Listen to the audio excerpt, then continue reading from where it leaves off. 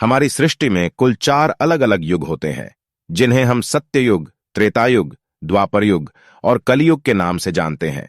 इन हर युगों में नारायण और महादेव अलग अलग रूपों में जन्म लेते हैं, अवतरित होते हैं। दुष्टों का नाश और सत्य की स्थापना करने।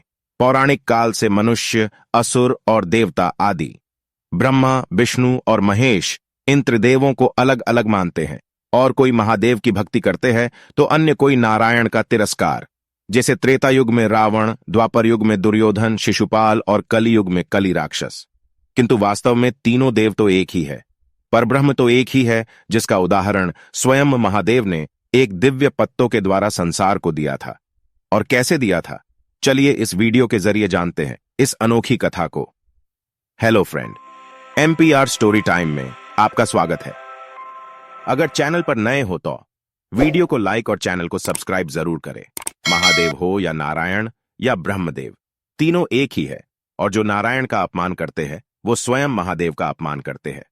हर युग में दानव, राक्षस और असुर, मानव कभी ना कभी उन्हें अलग अलग मानते हैं और नारायण का तिरस्कार, उनका अपमान करते हैं। जैसे रावण, हिरण्यकश्यप, दुर्योधन, शकुनी, शिशुपाल ने किया था।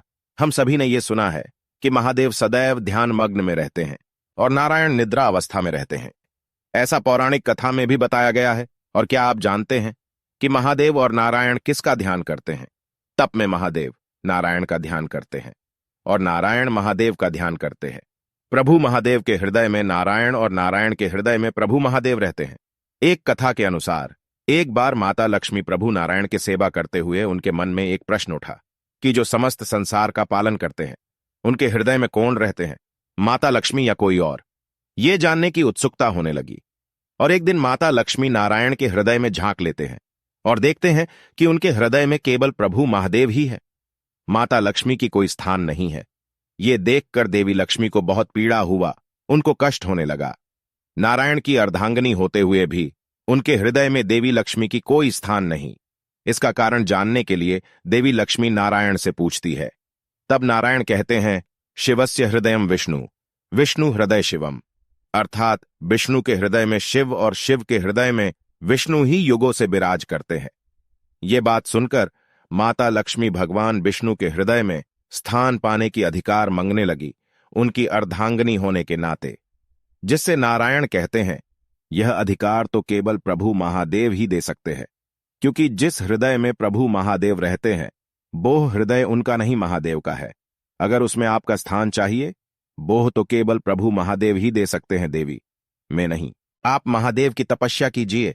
इसके पश्चात माता लक्ष्मी प्रभु महादेव की तपस्या करने चली जाती है। देवी लक्ष्मी एक निर्जन स्थान पर घोर तपस्या करने लगी और यह तपस्या धीरे धीरे और कठोर होने लगा। अंत में अन्य जल त्याग कर देवी लक्ष्मी तपस्या में लीन होते चली गई। ऐसे ही हजारों वर्ष बीत गई, पर प्रभु महादेव ने देवी को दर्शन नहीं दिया। तब आकाश में आकाशवाणी होने लगी। माता लक्ष्मी को कहने लगी, देवी, महादेव को प्रसन्न करना इतना सरल नहीं है। उनको प्रसन्न करने के लिए बलिदान देना होगा, अंग का बलिदान। तब देवी लक्ष्मी ने अपनी हृदय से एक अंग का बलिदान दिया और तब महादेव प्रसन्न होकर माता लक्ष्मी को दर्शन दिया।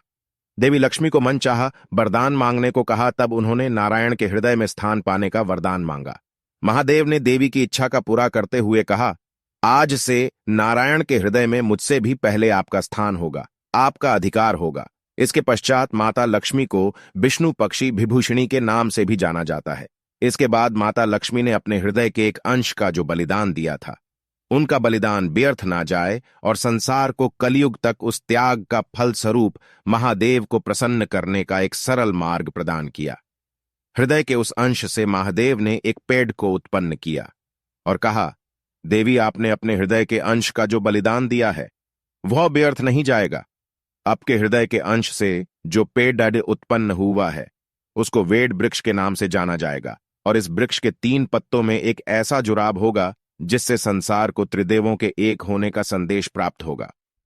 आज हम उसी 3 पत्तों को बेल पत्तों के नाम से जानते हैं और कहा जाता है कि जिस तरह देवी लक्ष्मी ने अपने हृदय के एक अंश को महादेव को अर्पित किया था, जिससे उनकी मनोकामना पूरी हुई, ऐसे ही उस अंश से उत्पन्न बेल पत्तों को महादेव के पूजा में अर्पित किए जाने पर माता लक्ष्मी की तरह सभी का मनोकामना महादेव अवश्य पूरा करेंगे।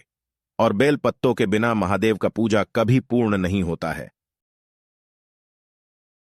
तो यही था त्रिदेव और बेल पत्तों के बीच का संबंध का कथा, जो बहुत ही अद्भुत और दिव्य है। आज के लिए इतना ही। मिलते हैं अगले वीडियो में।